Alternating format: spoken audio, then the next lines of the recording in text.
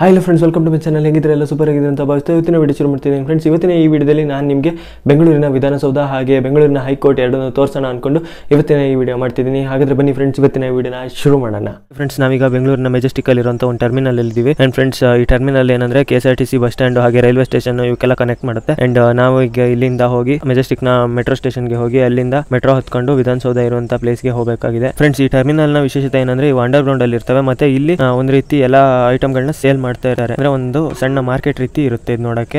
Friends, ಈಗ ನಾವು metro ಸ್ಟೇಷನಲ್ಲಿ ಮೆಟ್ರೋಗಾಗಿ weight ಮಾಡ್ತಿದ್ದೀವಿ. ಆ್ಯಂಡ್ ಫ್ರೆಂಡ್ಸ್, ನೀವು ವಿಧಾನಸೌಧ ನೋಡಬೇಕು ಅಂದರೆ ವಿಧಾನಸೌಧಕ್ಕೆ ಹತ್ತಿರದಲ್ಲಿರುವ ಸ್ಟೇಷನ್ಗೆ ಇಲ್ಲಿಂದ ಅಂದರೆ ನೀವು ಯಾವ ಪ್ಲೇಸಲ್ಲಿ ಇದ್ದೀರಾ ಅಲ್ಲಿಂದ ಆ ಸ್ಟೇಷನ್ಗೆ ಟಿಕೆಟ್ನ ತೊಗೊಂಡು ಅಲ್ಲಿಗೆ ಹೋಗುವಂಥ ಮೆಟ್ರೋದಲ್ಲಿ ಹೋದರೆ ನಿಮಗೆ ಒಳ್ಳೆಯದಾಗುತ್ತೆ. ಇಲ್ಲಾಂದರೆ ನಿಮ್ಮದೇ ಓನ್ ವೆಹಿಕಲ್ ಇದ್ದರೆ ಓನ್ ವೆಹಿಕಲಲ್ಲೂ ಹೋಗ್ಬೋದು. ನಾವು ಈಗ ಮೆಟ್ರೋ ಸ್ಟೇಷನಲ್ಲಿ ಮೆಟ್ರೋಗೆ ವೆಯ್ಟ್ ಮಾಡ್ತಿದ್ದೀವಿ. ಆ್ಯಂಡ್ ಫ್ರೆಂಡ್ಸ್, ವಿಧಾನಸೌಧಕ್ಕೆ ನೀವು ಏನಂದರೆ ಕಬ್ಬನ್ ಪಾರ್ಕ್ನ ಮೆಟ್ರೋ ಸ್ಟೇಷನಲ್ಲಿ ಇಳ್ಕೊಂಡ್ರೆ ಅಲ್ಲಿಂದ ವಾಕೇಬಲ್ ಡಿಸ್ಟೆನ್ಸಲ್ಲಿ ಹೋಗ್ಬೋದು. ಅದಿಲ್ಲ ಅಂದರೆ ನೀವು ಡಾಕ್ಟರ್ BR ಅಂಬೇಡ್ಕರ್ ರೋಡ್ನಲ್ಲಿರುವಂಥ ಮೆಟ್ರೋ ಸ್ಟೇಷನಲ್ಲಿ ಇಳಿದ್ರೆ ಮೆಟ್ರೋ ಸ್ಟೇಷನ್ ಆಪೋಸಿಟಲ್ಲೇ ವಿಧಾನಸೌಧ ನಿಮಗೆ ನೋಡೋಕ್ಕೆ ಸಿಗುತ್ತೆ.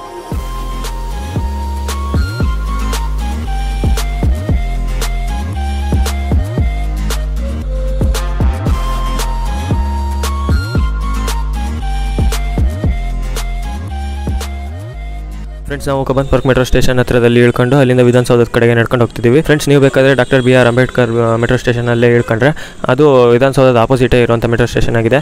ಅಲ್ಲಿಂದ ನಿಮ್ಗೆ ಹತ್ರನೇ ಆಗುತ್ತೆ. ಬನ್ನಿ ಹಾಗಾದರೆ ಹೋಗೋಣಂತೆ, ವಿಧಾನಸೌಧದ ಹತ್ರ ಹೇಗಿದೆ ಏನೋ ಎಲ್ಲ ನೋಡೋಣಂತೆ ಬನ್ನಿ.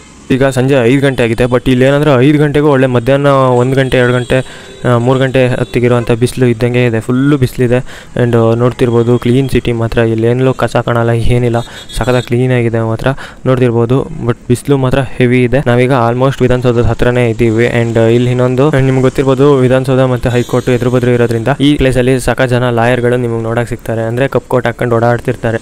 ಓಕೆ ಫ್ರೆಂಡ್ಸ್, ನೋಡ್ಬೋದು ಇಲ್ಲಿ ಭವ್ಯವಾಗಿ ಸಾಕಷ್ಟು ದೊಡ್ಡದಾಗಿ ಕಾಣ್ತಾ ಇದೆ ಬಿಳಿ ಕಲರಿನ ಬಿಲ್ಡಿಂಗು. ಇದೇ ವಿಧಾನಸೌಧ, ಕರ್ನಾಟಕದ ಹೆಮ್ಮೆಯಾಗಿರುವಂಥ ಒಂದು ವಿಧಾನಸೌಧದ ಎದುರುಗಡೆ ನಾವಿದ್ದೀವಿ. ಓಕೆ ಬನ್ನಿ ಫ್ರೆಂಡ್ಸ್, ಇದರ ವಿಶೇಷತೆ ಏನು ಎಲ್ಲವನ್ನೂ ನಾನು ನಿಮ್ಗೆ ಹತ್ರದಿಂದನೇ ಹೇಳ್ತೀನಿ. ಹಾಗಾದರೆ ಬನ್ನಿ ನೋಡೋಣ. ಆದರೆ ಫುಲ್ ಆ ಕಡೆ ಸೈಡು ಸೂರ್ಯ ಇರೋದ್ರಿಂದ ಬಿಸಿಲಿಗೆ ವಿಧಾನಸೌಧ ಅಷ್ಟು ಕಾಣ್ತಿಲ್ಲ. ಬಟ್ ನೋಡೋಣ ಹತ್ರದಿಂದ ಹೇಗೆ ಕಾಣುತ್ತೆ ಅಂತ. ನಾವೀಗ ಆಲ್ಮೋಸ್ಟ್ ಹತ್ರದಲ್ಲೇ ಇದ್ದೀವಿ. ಫ್ರೆಂಡ್ಸ್, ನಾನು ನಿಮ್ಗೆ ಆವಾಗಲೇ ಹೇಳ್ದಂಗೆ ಇಲ್ಲಿ ನೋಡ್ತಿರ್ಬೋದು, ಇಲ್ಲಿ doctor BR Ambedkar metro station ಇಲ್ಲಿದೆ. ಆ್ಯಂಡ್ ಈ ಮೆಟ್ರೋ ಸ್ಟೇಷನಿನ ಆಪೋಸಿಟೇ ಈ ಕಡೆ ಹಿಂಗೆ ನೋಡಿದ್ರೆ ವಿಧಾನಸೌಧ ಇಲ್ಲಿದೆ. ಆ್ಯಂಡ್ ನೋಡ್ತಿರ್ಬೋದು ನಮ್ಮ ರಾಷ್ಟ್ರಧ್ವಜ ವಿಧಾನಸೌಧದ ಎದುರುಗಡೆ ಹಾರ್ತಾ ಇದೆ. 3 ಸಿಂಹಗಳು ಕಾಣ್ತಿದ್ದಾವೆ, ಲಾಂಛನ ಎಲ್ಲ ನೋಡ್ತಿರ್ಬೋದು ಎಷ್ಟು ದೊಡ್ಡದಾಗಿದೆ ಅಂತ.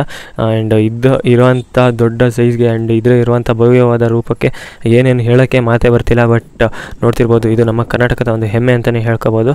ಆ್ಯಂಡ್ ನೋಡ್ತಿದ್ರಲ್ಲ ನಮ್ಮ ವಿಧಾನಸೌಧ.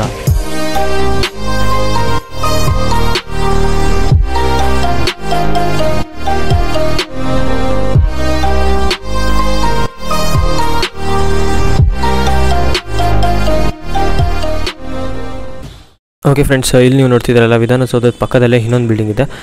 ಇದೇನಂದರೆ ಇದು ವಿಕಾಸಸೌಧ ಅಂತ ಹೇಳ್ತಾರೆ.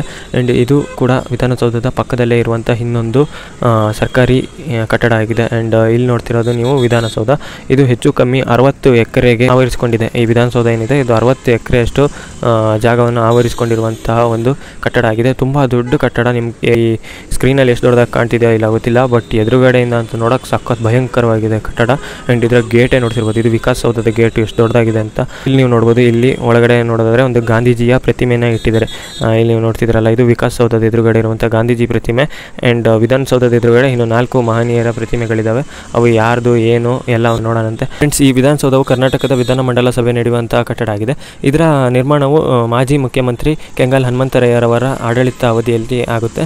ಹಾಗೆ ಈ ವಿಧಾನಸೌಧವನ್ನು 1951 ಜುಲೈ 13ರಂದು ಅಂದಿನ ಪ್ರಧಾನಿಯಾದ ಜವಾಹರ್ಲಾಲ್ ನೆಹರೂರವರು ಶಂಕುಸ್ಥಾಪನೆ ಮಾಡ್ತಾರೆ.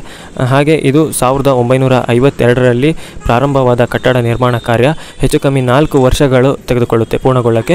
ಹಾಗೆ ಇದಕ್ಕೆ 5,000ಕ್ಕಿಂತ ಹೆಚ್ಚು ಕೆಲಸಗಾರರು ಈ ಕಟ್ಟಡವನ್ನು ನಿರ್ಮಿಸಲು ಅವರ ಕೆಲಸನ ಮಾಡಿದ್ದಾರೆ ಅಥವಾ ಕಾರ್ಯನಿರ್ವಹಿಸಿದ್ದಾರೆ. ಈ ಕಟ್ಟಡದ ವಾಸ್ತುಶಿಲ್ಪ ಮತ್ತು ಇಂಜಿನಿಯರ್ ಆಗಿ ಮಾಣಿಕ್ಯಂ ಅನ್ನೋರವರು ತಮ್ಮ ಕಾರ್ಯವನ್ನು ನಿರ್ವಹಿಸಿದ್ರು. ಹಾಗೆ ಇದ್ರ ವಾಸ್ತುಶಿಲ್ಪ ಮೈಸೂರು ದ್ರಾವಿಡ ಶೈಲಿಯಲ್ಲಿದೆ ಎಂದು ಕೆಲವರು ಕರೀತಾರೆ. ಹಾಗೆ ಈ ಕಟ್ಟಡದ ವಾಸ್ತುಶಿಲ್ಪ ಸಾರ್ನಿಕ್ ಮತ್ತು ದ್ರಾವಿಡ ಶೈಲಿಯಲ್ಲಿದೆ ಅಂತ ಕೆಲವರು ಕರೀತಾರೆ. ಅಂದರೆ ಕೆಲವರಲ್ಲಿ ಇದು ಮೈಸೂರು ದ್ರಾವಿಡ ಶೈಲಿ ಎಂದು ಕರೀತಾರೆ. ಇನ್ನು ಕೆಲವರು ಇದು ಸಾರ್ನಿಕ್ ಮತ್ತು ದ್ರಾವಿಡ ಶೈಲಿಯಲ್ಲಿದೆ ಅಂತ ಕೆಲವರು ಹೇಳ್ತಾರೆ. ಹಾಗೆ ಇದರ ಒಂದು ಸಮೀಕ್ಷೆ ಪ್ರಕಾರ ಈ ವಿಧಾನಸೌಧವನ್ನು ಕಟ್ಟಲು ತಗುಲಿದ ವೆಚ್ಚ ಏನಂದ್ರೆ 1.75 ಕೋಟಿ ಆಗಿನ ಕಾಲದಲ್ಲಿ ಈ ವಿಧಾನಸೌಧವನ್ನು ನಿರ್ಮಿಸಲು ತಗುಲಿದ ವೆಚ್ಚವಾಗಿತ್ತು. ಹಾಗೆ ಈ ವಿಧಾನಸೌಧದ ಎದುರುಗಡೆ ನೀವು ನೋಡೋದಾದ್ರೆ ಒಟ್ಟು 4 ಜನರ ಒಂದು ಸ್ಟ್ಯಾಚ್ಯೂ ಅಥವಾ ವಿಗ್ರಹಗಳಿದಾವೆ. ಒಂದು ಜವಾಹರ್ಲಾಲ್ ನೆಹರೂರವರದಾಗಿರುತ್ತೆ, ಇನ್ನೊಂದು ಬಸವಣ್ಣರವರದಾಗಿರುತ್ತೆ, ಹಾಗೆ ಇನ್ನೊಂದು ನಾಡಪ್ರಭು ಕೆಂಪೇಗೌಡರು, ಹಾಗೆ ಇನ್ನೊಂದು ಡಾಕ್ಟರ್ BR ಅಂಬೇಡ್ಕರ್. ಈ 4 ಮಹನೀಯರ ವಿಗ್ರಹಗಳು ನಮ್ಮ ಈ ವಿಧಾನಸೌಧದ ಎದುರುಗಡೆ ಕಾಣಸಿಗ್ತದೆ. ಹಾಗೆ ನೀವು ನೋಡೋದಾದ್ರೆ ಈ ವಿಧಾನಸೌಧ ಕರೆಕ್ಟಾಗಿ ನಮ್ಮ ಬೆಂಗಳೂರಿನ ಹೈಕೋರ್ಟ್ನ ಎದುರು ಭಾಗದಲ್ಲೇ ಇದೆ. ನೋಡ್ತಿರ್ಬೋದು ವಿಧಾನಸೌಧದ ಎದುರುಗಡೆ ಹೈಕೋರ್ಟ್ ಇದೆ, ಹೈಕೋರ್ಟ್ ಎದುರುಗಡೆ ವಿಧಾನಸೌಧ ಇದೆ. ನೋಡ್ತಾ ಇರ್ಬೋದು ನೀವು ವಿಧಾನಸೌಧ. ಹಾಗೆ ಇದೇ ರೀತಿಯ ಇನ್ನೊಂದು ಕಟ್ಟಡ ನಮ್ಮ ಸುವರ್ಣಸೌಧವು ಬೆಳಗಾವಿಯಲ್ಲಿದೆ. ಹಾಗೆ ಇದು 2012ರಲ್ಲಿ ಉದ್ಘಾಟಿಸಲ್ಪಟ್ಟಿತ್ತು. ಆದರೆ ನಾವೀಗ ನೋಡ್ತಿರುವಂತದ್ದು ಬೆಂಗಳೂರಿನಲ್ಲಿ ಇರುವಂತಹ ವಿಧಾನಸೌಧ ಆಗಿದೆ. ಹಾಗೆ ಈ ವಿಧಾನಸೌಧವನ್ನು ಕಟ್ಟುವ ಸಂದರ್ಭದಲ್ಲಿ ಕೆಲವೊಂದಷ್ಟು ಕೈದಿಗಳನ್ನ ಉಪಯೋಗಿಸ್ಕೊಂಡಿದ್ರು ಅಂತ ಕೆಲವೊಂದು ಕಡೆ ಹೇಳಲಾಗುತ್ತೆ.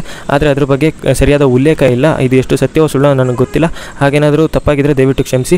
ಏನಂದರೆ ಕೆಲವೊಂದಷ್ಟು ಸೆಂಟ್ರಲ್ ಜೈಲಿನಲ್ಲಿ ಇದ್ದಂತಹ ಕೈದಿಗಳನ್ನ ಈ ವಿಧಾನಸೌಧ ಕಟ್ಟುವ ಸಂದರ್ಭದಲ್ಲಿ ಕೆಲಸಕ್ಕೆ ಬಳಸಿಕೊಳ್ಳಲಾಗಿತ್ತು ಅಂತ ಹೇಳಲಾಗುತ್ತೆ.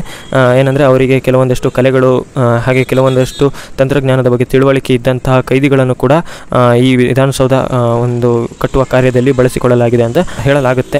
ಈಗ ನೀವು ವಿಧಾನಸೌಧದ ಬಗ್ಗೆ ನೋಡಿದ್ದೀರಾ, ಹಾಗೆ ಸ್ವಲ್ಪ ಮಾಹಿತಿನ ತಿಳ್ಕೊಂಡಿದ್ದೀರಾ ಅಂದ್ಕೊಳ್ತೀನಿ. ಹಾಗಾದರೆ ಬನ್ನಿ ಈಗ ನಾವು ನಮ್ಮ ಹೈಕೋರ್ಟ್ ನ್ಯಾಯಾಲಯದ ಬಳಿ ಹೋಗೋಣಂತೆ. ವಿಧಾನಸೌಧದ ಎದುರುಗಡೆನೆ ಅಥವಾ ಆಪೋಸಿಟ್ ಅಲ್ಲಿ ಇರುವಂತಹ ಒಂದು ಕಟ್ಟಡ ಆಗಿದೆ. ಕೆಂಪು ಬಣ್ಣದ ಭವ್ಯವಾದಂತಹ ಹೈಕೋರ್ಟ್ ಆಗಿದೆ, ಬೆಂಗಳೂರಿನಲ್ಲಿ ಇರುವಂಥದ್ದು ಇದು. ಆ್ಯಂಡ್ ಇಲ್ಲಿ ನೀವು ನೋಡ್ತಿದ್ದೀರಾ ಎಷ್ಟು ದೊಡ್ಡದಾಗಿದೆ ಅಂತ ನನಗೆ ಇಲ್ಲಿಂದನೇ ಕಾಣಕ್ಕೆ ಶುರುವಾಗಿದೆ. ಬನ್ನಿ ಹತ್ತಿರದಿಂದ ನೋಡೋಣಂತೆ. ನೋಡ್ತಿರ್ಬೋದು ನಮ್ಮ ಬೆಂಗಳೂರಿನ ಹೈಕೋರ್ಟ್ ಈ ರೀತಿ ಇದೆ. ಆದರೆ ನಾನು ಟಿವಿಲೆಲ್ಲ ನೋಡಿದಾಗ ಇದು ಬೇರೆ ಆ್ಯಂಗಲಿಂದ ಯಾವುದೋ ಒಂದು ಆ್ಯಂಗಲಿಂದ ತೋರಿಸ್ತಿದ್ರು, ಬಟ್ ಚೆನ್ನಾಗಿ ಕಾಣ್ತಿತ್ತು. ಬಟ್ ನನಗೆ ಆ ಆ್ಯಂಗಲ್ ಯಾವುದು ಅಂತ ಗೊತ್ತಾಗಿಲ್ಲ. ಬಟ್ ನನಗೆ ಇಷ್ಟೇ, ಈ ಗಿಡಗಳ ಮಧ್ಯದಲ್ಲಿ ಕಾಣ್ತಿರುವಂಥ ಒಂದು ಕೆಂಪು ಕಟ್ಟಡ ಕಾಣ್ತಿದೆ. ಆ್ಯಂಡ್ ಇದು ಇನ್ನೊಂದು ಆ್ಯಂಗಲಲ್ಲಿ ನೋಡಿದ್ರೆ ಒಂದು ಚೆನ್ನಾಗಿ ಕಾಣುತ್ತೆ, ಬಟ್ ನನಗೆ ಅದು ಯಾವ ಕಡೆ ಅಂತ ಗೊತ್ತಿಲ್ಲ. ಆ್ಯಂಡ್ ಅಲ್ಲಿಗೆ ಹೋಗೋಕೆ ಅಲೋ ಮಾಡ್ತಾರೆ ಇಲ್ಲ ಅಂತಲೂ ಗೊತ್ತಿಲ್ಲ. ನೋಡಿದ್ರಲ್ಲ ಫ್ರೆಂಡ್ಸ್, ಈಗ ವಿಧಾನಸೌಧ ಹಾಗೆ ನಮ್ಮ ಹೈಕೋರ್ಟ್ನ ಕೂಡ ನೋಡಿದ್ದೀವಿ. ಹಾಗಾದರೆ ಬನ್ನಿ ನಾವೀಗ ಮುಂದಿನ ನಿಲ್ದಾಣದ ಕಡೆ ಹೋಗೋಣಂತೆ. ನೋಡ್ತಿದ್ದ ಹಾಗೆ ಬೆಂಗಳೂರಿನಲ್ಲಿ ಕತ್ತಲು ಆವರಿಸಲು ಪ್ರಾರಂಭವಾಯಿತು. ಬೆಳಗಿನ ಸಮಯದಲ್ಲಿ ಅಥವಾ ಹಗಲಿನ ಸಮಯದಲ್ಲಿ ನಮ್ಮ ಬೆಂಗಳೂರು ಎಷ್ಟು ಚೆನ್ನಾಗಿ ಕಾಣುತ್ತೋ, ಕತ್ತಲಿನ ಸಮಯದಲ್ಲಿ ಅದೇ ರೀತಿ ಇನ್ನೂ ವಿಭಿನ್ನವಾಗಿ ಚೆನ್ನಾಗಿ ಕಾಣುತ್ತೆ. ನಮ್ಮ ಬೆಳಕಿನಿಂದ ತುಂಬಿದ ಎಲೆಕ್ಟ್ರಾನಿಕ್ ಸಿಟಿ ಅಥವಾ ನಮ್ಮ IT ಹಬ್ ಅಂತಲೇ ಕರೆಯುವಂತಹ ಬೆಂಗಳೂರಿನ ಜೀವನ ನೋಡ್ತಿದ್ದಂಗೆ ಒಂದು ಗಾದೆ ನೆನಪಿಗೆ ಬರುತ್ತೆ. ಅದೇನಂದ್ರೆ ದೂರದ ಗುಡ್ಡ ಕಣ್ಣಿಗೆ ನುಣ್ಣಗೆ ಅಂತಾನೆ. ಊರಿಂದ ಊರು ಬಿಟ್ಟು ಬೆಂಗಳೂರಿಗೆ ಬಂದು ಸೇರ್ಕೊಂಡು ಎಷ್ಟೋ ಜನ ತಮ್ಮ ಕಷ್ಟ ಸುಖ ಏನು ಯೋಚನೆ ಮಾಡದೆ ತಮಗೋಸ್ಕರ ತಮ್ಮ ಕುಟುಂಬಕ್ಕೋಸ್ಕರ ಕೆಲಸ ಮಾಡ್ಕೊಂಡು ದಿನ ಬೆಳಗಾದ್ರೆ ಆಫೀಸು ಮತ್ತೆ ಸಂಜೆ ಬಂದು ಅದೇ ಜೀವನ ಅಂತ ಹೇಳ್ಕೊಂಡು ಮತ್ತೆ ಬೆಳಿಗ್ಗೆ ಎದ್ದು ಆಫೀಸಿಗೆ ಹೋಗಿ ದಿನಾನು ಇದೇ ರೀತಿ ನಡೆದು ಭಾನುವಾರ ಒಂದಿನ ಸಿಕ್ಕಿರೋ ರಜದಲ್ಲಿ ಹೊರಗಡೆ ಬಂದು ಸುತ್ತಾಡೋಣ ಅನ್ಕೊಂಡಿರ್ತಾರೆ. ಆದರೆ PGಲಿ ಬಟ್ಟೆ ತೊಳೆದ್ರಲ್ಲೇ ಅವ್ರ ಜೀವನ ಕಳೆದೋಗುತ್ತೆ. ಇಷ್ಟೆಲ್ಲರ ನಡುವೆ ಈ ಬೆಂಗಳೂರು ಕನ್ನಡಿಗರಾಗಿರ್ಲಿ ಪರಭಾಷಿಕರಾಗಿರ್ಲಿ ಎಲ್ಲರನ್ನೂ ನನ್ನವರೇ ಅನ್ನೋ ಥರ ಕರೆಸಿ ಊರಲ್ಲಿ ಅವ್ರನ್ನ ಒಂದು ಒಳ್ಳೆ ಮರ್ಯಾದೆ ಕೊಟ್ಟು ಗೌರವ ಕೊಟ್ಟು ನೋಡುವಂತೆ ಮಾಡ್ತಿರುವಂಥ ಈ ಬೆಂಗಳೂರು ಎಷ್ಟು ಹೇಳಿದ್ರು ಇದ್ರ ಬಗ್ಗೆ ಕಮ್ಮಿನೇ. ನೋಡ್ತಿದ್ದಂಗೆ ಕತ್ಲೆ ಕೂಡ ಆಗ್ತಾ ಬಂತು. ವಿಡಿಯೋ ಮುಗಿಸೋ ಟೈಮ್ ಕೂಡ ಬಂದೇ ಬಿಡ್ತು. ಓಕೆ, ನೋಡಿದ್ರಲ್ಲ ಫ್ರೆಂಡ್ಸ್, ಇವತ್ತಿನ ವಿಡಿಯೋದಲ್ಲಿ ನಾನು ನಿಮಗೆ ಬೆಂಗಳೂರಿನ ವಿಧಾನಸೌಧ ಹೈಕೋರ್ಟ್ ಎಲ್ಲವನ್ನು ತೋರಿಸಿ ನನಗೆ ಗೊತ್ತಿರೋಷ್ಟು ಮಾಹಿತಿನ ನಿಮ್ಮೊಂದಿಗೆ ಹಂಚ್ಕೊಂಡಿದ್ದೀನಿ. ಇವತ್ತಿನ ಈ ವಿಡಿಯೋದಲ್ಲಿ ಏನಾದರೂ ಮಿಸ್ಟೇಕ್ಸ್ ಇದ್ದರೆ ದಯವಿಟ್ಟು ಕ್ಷಮೆ. ನೀವಿನ್ನು ನಮ್ಮ ಚಾನಲ್ನ ಸಬ್ಸ್ಕ್ರೈಬ್ ಆಗಿಲ್ಲ ಅಂದರೆ ಸಬ್ಸ್ಕ್ರೈಬ್ ಆಗಿ ಪಕ್ಕದಲ್ಲಿರೋ ಬೆಲ್ ಐಕನ್ ಆಲ್ ಅಂತ ಸೆಟ್ ಮಾಡಿ. ಇದರಿಂದ ನಾವು ಎಲ್ಲ ವಿಡಿಯೋ ಬೇಗ ಬಂದು ತಲುಪುತ್ತೆ. ನೀವಿನ್ನು ಈ ವಿಡಿಯೋಕ್ಕೆ ಲೈಕ್ ಮಾಡಿಲ್ಲ ಅಂದರೆ ಲೈಕ್ ಮಾಡಿ. ಈ ವಿಡಿಯೋನ ನಿಮ್ಮ ಫ್ರೆಂಡ್ಸ್ ಫ್ಯಾಮಿಲಿ ಎಲ್ಲರಿಗೂ ಶೇರ್ ಮಾಡಿ. ನಾನು ನಿಮಗೆ ಇನ್ನೊಂದು ವಿಡಿಯೋದಲ್ಲಿ ಸಿಗ್ತೀನಿ. ಅಲ್ಲಿವರೆಗೂ take care, Tata, bye bye friends.